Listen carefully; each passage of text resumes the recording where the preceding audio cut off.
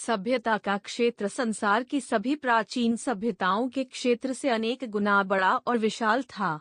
इस परिपक्व सभ्यता के केंद्र स्थल पंजाब तथा सिंध में था। तत्पश्चात इसका विस्तार दक्षिण और पूर्व की दिशा में हुआ। इस प्रकार हड़प्पा संस्कृति के अंतर्गत पंजाब, सिंध और बलूचिस्तान के भाग ही नहीं, बल्कि गुजरात, राजस्थान, हरियाणा और पश्चिमी उत्तर प्रदेश के सीमांत भाग भी थे।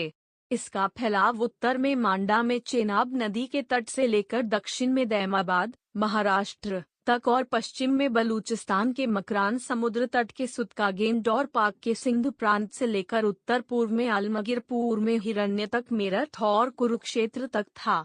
प्रारंभिक विस्तार जो प्राप्त था उसमें संपूर्ण क्षेत्र त्रिभुजाकार था। उत्तर में जम्मू के मांडा से लेकर दक्षिण में गुजरात के भोगत्रार तक और पश्चिम में अफगानिस्तान के सुतकागेंडोर से पूर्व में उत्तर प्रदेश के मेरठ तक था और इसका क्षेत्रफल 20 लाख वर्ग किलोमीटर था। इस तरह यह क्षेत्र आधुनिक पाकिस्तान से तो बड़ा है ही, प्राचीन मिस्र और मेसोपोटामिया से भी बड़ा है।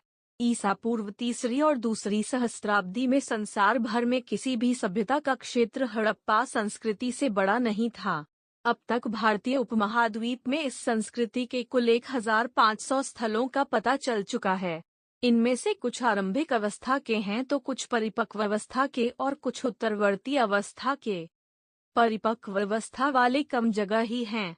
सिंधु घाटी सभ्यता archived 25 February 2021 at the Wayback Machine, the Indus civilisation की जानकारी से पूर्व भूवैज्ञानिकों एवं विद्वानों का मानना था कि मानव सभ्यता का आविर्भाव आर्यों से हुआ, लेकिन सिंधु घाटी के साक्ष्यों के बाद उनका भ्रम दूर हो गया और उन्हें यह स्वीकारना पड़ा कि आर्यों के आगमन से वर्षों पूर्व ही प्राचीन भारत की सभ्यता पल्लवित हो चुकी थी।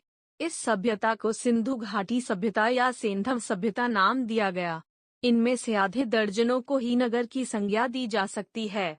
इनमें से 2 नगर बहुत ही महत्वपूर्ण हैं, पंजाब का हड़प्पा तथा सिंध का मोहेंजोदड़ो। मूल उच्चारण मोहनजोदारो, शाब्दिक अर्थ प्रेतों का तीला डंडा। दोनों ही स्थल वर्तमान पाकिस्तान में हैं। दोनों एक दूसरे से 4